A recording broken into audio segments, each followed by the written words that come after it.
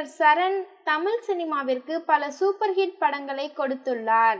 அமர்க்களம், வட்டாரம், அட்டகாசம், வசூல் ராஜா MBBS என பல படங்களை இயக்கியுள்ள சரண் இயக்கத்தில் 2003ஆம் ஆண்டு வெளிவந்த படம்தான் JJ.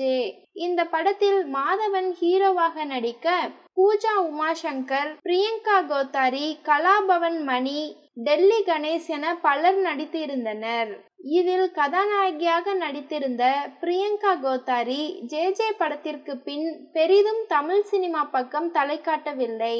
இந்த நிலையில் JJ படத்தின் மூலம் இளைஞர்களின் மனதில் இடம் பிடித்த நடிகை பிரியங்கா கோத்தாரியின் சமீபத்திய புகைப்படம் வெளியாகி உள்ளது. இந்த புகைப்படத்தை பார்த்த ரசிகர்கள் பலரும் JJ படத்தில் நடித்த கதாநாயகியா இவர் என ஆச்சரியப்பட்டு வருகிறார்கள். இதோ அந்த புகைப்படம்.